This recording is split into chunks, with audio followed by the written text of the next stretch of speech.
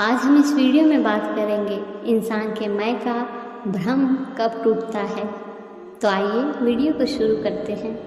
इससे पहले कि हम आगे बढ़ें, अगर आप हमारे चैनल पर नए हैं तो प्लीज़ चैनल को लाइक एंड सब्सक्राइब ज़रूर कर दीजिएगा। मनुष्य के रूप में हम सभी में स्वयं या मैं की भावना होती है। यह स्व अक्सर हमारे अनुभवों, हमारे पालन पोषण और हमारे वातावरण से आकार लेता है। यह अपने आप में एक भ्रम के अलावा और कुछ नहीं है। आइए इसे एक छोटी सी कहानी के माध्यम से समझते हैं। एक बार कागज़ का एक टुकड़ा हवा के वेग से उड़कर पहाड़ की चोटी पर जा पहुंचा। पहाड़ ने गर्मजोशी से उसका स्वागत किया और कहा, भाई यहाँ कैसे पहुँचे? कागज़ ने कहा, अपने आप।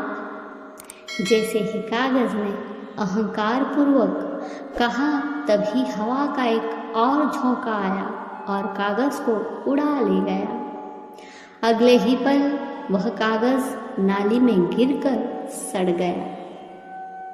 जो दशा एक कागज़ की है, वही दशा हमारी है। क्या आपने कभी सोचा है कि हमारा अपना क्या है? जन्म दूसरे ने दिया, नाम दूसरे ने दिया, शिक्षा दूसरे ने दी, काम करना भी दूसरे ने सिखाया। अंत में शमशान भी दूसरे ले जाएंगे। हमारा अपना इस संसार में क्या है जो हम इतना घमंड करते हैं? बड़े बड़े दैत्य और सिकंदर आकर मिट्टी में मिल गए, जो सोचते थे कि हमारी मर्जी के बिना पत्ता भी नहीं हिलता।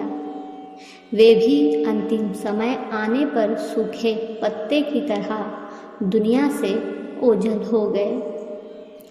बड़े बड़े तूफानों से छोटी छोटी कश्तियाँ तो बच निकलती है, लेकिन अहंकार के तूफान से बड़ी बड़ी हस्तियाँ भी उड़ जाती है। फिर किसका मान, किसका गुमान?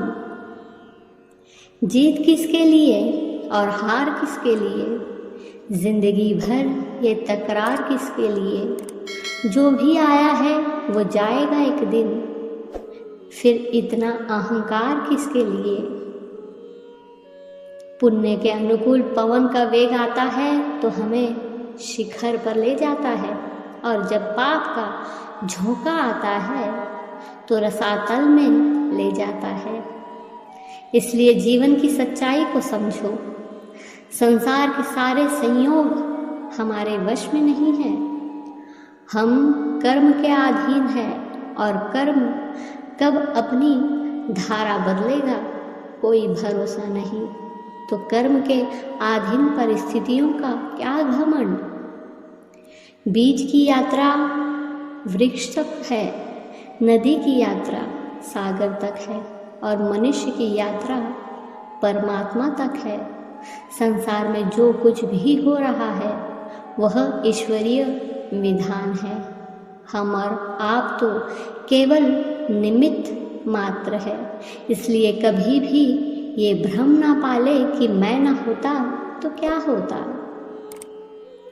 सृष्टि का कोई काम किसी के न करने से रुकता नहीं है, तो हमारा इसके संचालन में योगदान तो धूल के एक कण के बराबर भी नहीं है।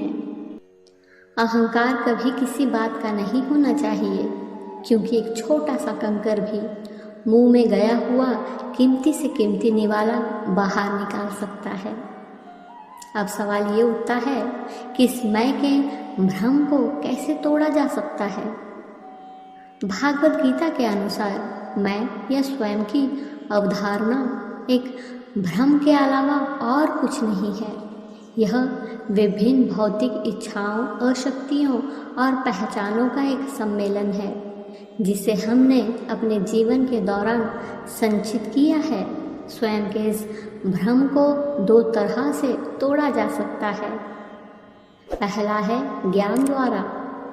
स्वयं के भ्रम को तोड़ने का पहला उपाय ज्ञान है।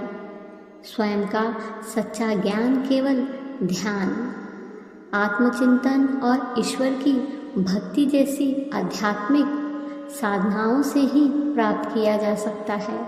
जब हम इस ज्ञान को प्राप्त करते हैं तो हम महसूस करते हैं कि हम शरीर या मन नहीं हैं, बल्कि शुद्ध चेतना है जो हमारे भीतर रहती है।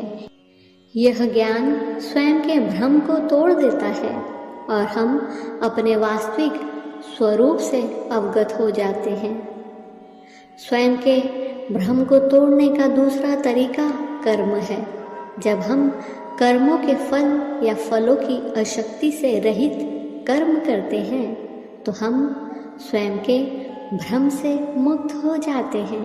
ऐसा इसलिए है क्योंकि जब हम बिना किसी अशक्ति के कर्म करते हैं तो हम उन कर्मों के परिणामों से बंधे नहीं होते हैं। हमारे कार्यों के परिणामों से यह अलगाव मन की एक ऐसी स्थिति की ओर ले जाता है जहाँ स्वयं का भ्रम टूट जाता है। हमें कर्मयोगी बनना है, निकम्मा नहीं। कर्म का फल यदि हमारे हित में हुआ है तो उसका अहंकार न करके हमें खुश होना चाहिए कि प्रभु ने उस कर्म फल का निमित्त हमको बनाया है। ध्यान रहे, मत करें इतना अहंकार, बहुत पछताएंगे। एक दिन खुद ही अपनी नज़रों में गिर जाएंगे।